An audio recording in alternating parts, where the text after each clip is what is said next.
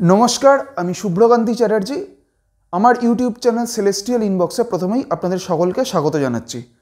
2023 साल प्राय शेषेर पथे एबं आमरा अलरेडी 2024 सालेर दोरगोड़ाय एसे उपस्थित हयेछि एबं आर अल्प किछुदिनेर मध्येई आमादेर नतून बछर अर्थात 2024 सालेर सूचना होबे। 2024 साले आमादेर राशिचक्रेर नवम राशि अर्थात धनु राशिर जातक जातिकादेर এই 2024 साल केमन जेते पारे আজকে আমি সেই বিষয়ে কিছু কথা বলবো। প্রথমেই আমি ধনু রাশির বিষয়ে আপনাদের একটা অতি সংক্ষিপ্ত ধারণা দেওয়ার চেষ্টা করছি। ধনু রাশি হচ্ছে আমাদের রাশিচক্রের নবম রাশি। আমরা যখন আমাদের যে রাশিচক্রের 12টি রাশি নিয়ে আলোচনা করি তখন খুব স্বাভাবিকভাবেই যে বিষয়টিকে নিয়ে আমাদের মধ্যে একটি জানার আগ্রহ তৈরি হয় সেই বিষয়টি হচ্ছে যে এই 12টি রাশির জাতক জাতিকাদের এরা মানসিক দিক থেকে এরা কেমন হয় বা এদের চারিত্রিক বৈশিষ্ট্য কেমন হয়। এই বিষয়টিকে বুঝতে গেলে আমাদের প্রধানত দুটি বিষয়কে কিন্তু আগে মাথায় রাখতে হবে। প্রথমত সেই নির্দিষ্ট রাশিটি প্রকৃতিগত দিক থেকে কেমন রাশি এবং দ্বিতীয়ত সেই নির্দিষ্ট রাশিটি আমাদের পঞ্চতত্ত্বের কোন তত্ত্বকে নির্দেশ করছে। এক্ষেত্রে ধনু রাশি হচ্ছে একটি দ্বৈত রাশি বা ডুয়াল সাইন।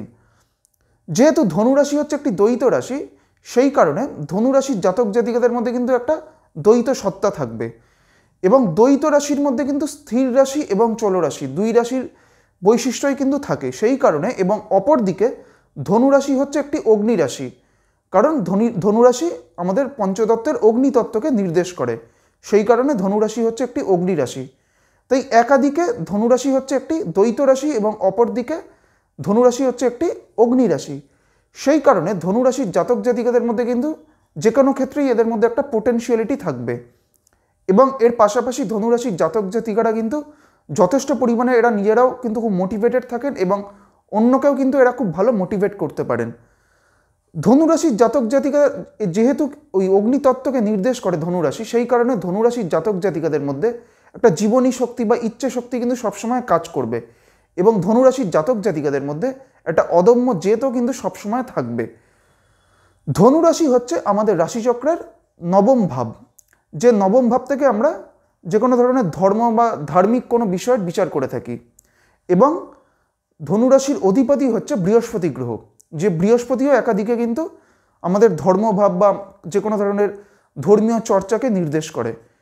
সেই কারণে ধনুরাশির জাতক জাতিকাদের মধ্যে কিন্তু একটা ধার্মিক ভাব বা এরা কিন্তু একটু ধার্মিক প্রকৃতির হবেন এবং যে কোনো ধরনের ধর্মীয় বিষয়ক কোনো চর্চার সাথে এরা কিন্তু যুক্ত থাকবেন। অধিকাংশ ক্ষেত্রেই সেটা কিন্তু দেখা যায় এবং অধিকাংশ ক্ষেত্রে এটাও দেখা যায় যেহেতু ধনুরাশির অধিপতি হচ্ছে বৃহস্পতি, সেই কারণে অধিকাংশ ক্ষেত্রেই ধনুরাশির জাতক জাতিকারা কিন্তু একটু এদের মধ্যে একটা অনেস্টি থাকে বা এদের মধ্যে একটা সততা থাকে।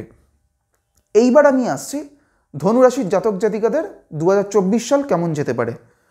প্রথমেই বলি যে আমরা যখন বার্ষিক রাশিফল বিচার করি তখন মূলত আমাদের 5টি গ্রহের যে গ্রহগত অবস্থান তার ভিত্তিতেই তৈরি হয় বার্ষিক রাশিফল, অর্থাৎ মঙ্গল, বৃহস্পতি, শনি, রাহু এবং কেতু এই 5টির যে গ্রহগত অবস্থান তার ভিত্তিতেই বার্ষিক রাশিফল কিন্তু আলোচনা করা হয়।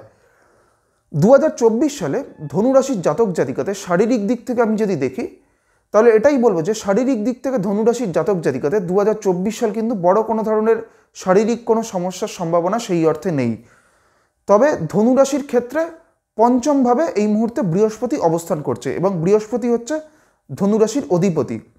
যখন কোনো রাশি বা কোনো লগ্নের সাপেক্ষে বৃহস্পতি পঞ্চমভাবে বা ষষ্ঠভাবে অবস্থান করবে তখন সেই জাতক জাতিকাদের কিন্তু একটা ডাইজেস্টিভ কোনো প্রবলেম বা পেটের প্রবলেম হওয়ার কিন্তু একটা সম্ভাবনা দেখা যায়। সেই কারণে ধনুরাশির জাতক জাতিকাদের বড় কোনো ধরনের শারীরিক সমস্যার সম্ভাবনা না থাকলেও ডাইজেস্টিভ কোনো প্রবলেম বা কোনো পেটের কোনো সমস্যা বা হজম সংক্রান্ত কোনো সমস্যার একটা প্রবণতা এই 2024 সালে থাকবে। ধনুরাশির ওপরে এই মুহূর্তে বৃহস্পতির কিন্তু দৃষ্টি রয়েছে এবং বৃহস্পতি হচ্ছে ধনুরাশির ক্ষেত্রে একটি রাজ্যকারী গ্রহ, কারণ ধনুরাশির অধিপতিই হচ্ছে বৃহস্পতি। সেই কারণে ধনুরাশির জাতক জাতিকারা এই সময়টা কিন্তু মানসিক দিক থেকে কিন্তু এরা অনেকটাই স্টেবল থাকবেন। অর্থনৈতিক উন্নতি এবং কর্মজীবন এই দুই দিক থেকে ধনুরাশির জাতক জাতিকাদের এই 2024 সাল কিন্তু সামগ্রিকভাবেই একটা ভালো সময়। বিশেষ করে ধনুরাশির ক্ষেত্রে মে মাসের পর থেকে অর্থাৎ 1 মের পর থেকে বৃহস্পতি চলে আসবে বৃষ রাশির ঘরে এবং তারপর বৃহস্পতির দৃষ্টি থাকবে ধনুরাশির দশমভাবে অর্থাৎ কর্মভাবে। সেই কারণে 1 মের পর থেকে ধনুরাশির জাতক জাতিকাদের তাদের কর্মজীবনে উন্নতি বা যারা চাকরি করছেন তাদের চাকরিতে পদোন্নতি, এমনকি যারা ব্যবসা করছেন তাদের ব্যবসায়িক ক্ষেত্রে উন্নতির একটা সম্ভাবনা আগামী 1 মের পর থেকে কিন্তু সেই সম্ভাবনা থাকবে। যেহেতু ধনুরাশির দশমভাবে অর্থাৎ কন্যা রাশির ঘরে এই মুহূর্তে রাহুরও একটা দৃষ্টি রয়েছে, সেই কারণে ধনুরাশির জাতক জাতিকাদের কর্মক্ষেত্রে বা তাদের কর্মজীবনে 2024 সালে কিন্তু কোনো পরিবর্তনও আসতে পারে। আগামী 15ই মার্চ মঙ্গল এবং শনির একটা কনজাংশন তৈরি হবে কুম্ভ রাশির ঘরে, এবং মঙ্গলে এবং শনির যেই কনজাংশনটি এটি 23শে এপ্রিল অবধি থাকবে। সেই কারণে আগামী 15ই মার্চ থেকে আগামী 23শে এপ্রিল অবধি এই সময়টা ধনুরাশির জাতক জাতিকাদের তাদের পারিবারিক দিক থেকে কিন্তু কোনো সমস্যা এই সময় আসতে পারে, এবং এই সময়টা ধনুরাশির জাতক জাতিকাদের একটা বড় অঙ্কের কোনো টাকা খরচ হয়ে যাওয়ারও বা একটা আর্থিক ক্ষতিরও কিন্তু একটা সম্ভাবনা এই 15ই মার্চ থেকে 23শে এপ্রিলের মধ্যে এই সময়টা কিন্তু থাকবে। তাই এই সময়টা ধনুরাশির জাতক জাতিকাদের কিন্তু যথেষ্ট পরিমাণে সচেতন থাকতে হবে। এবং তারপর মঙ্গল যখন মীন রাশিতে চলে যাবে অর্থাৎ ধনুরাশির ক্ষেত্রে চতুর্থভাবে চলে যাবে, এবং সেখানে কিন্তু মঙ্গল এবং রাহুর একটা কনজাংশন তৈরি হবে, এবং 23শে এপ্রিল থেকে 1 জুন অবধি মঙ্গল আর রাহুর কিন্তু সেই কনজাংশনটা থাকবে। তাই 23শে এপ্রিল থেকে 1 জুন এই সময়টাও কিন্তু ধনুরাশির জাতক জাতিকাদের এই সময়টা একটু সব দিক থেকে সচেতন থাকতে হবে। এই সময়টা ধনুরাশির জাতক জাতিকাদের ক্ষেত্রে বলবো, এই সময়টা আপনারা কোনো ধরনের গুরুত্বপূর্ণ সিদ্ধান্ত নেওয়া থেকে বিরত থাকার চেষ্টা করবেন।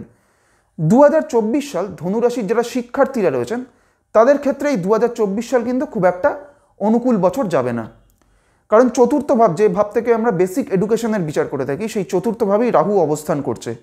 সেই কারণে ধনুরাশির যারা শিক্ষার্থীরা রয়েছেন তাদের ক্ষেত্রে এই 2024 সালটা কিন্তু যথেষ্ট পরিমাণে তারা কিন্তু বাধা বিপত্তি কিন্তু ফেস করবেন, এবং তারা যতটা এফোর্ট দেবেন সেই অনুযায়ী কিন্তু তাদের খুব একটা ভালো রেজাল্ট আসবে না।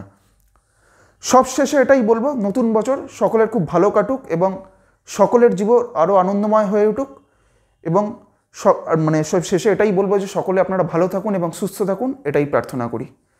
নমস্কার।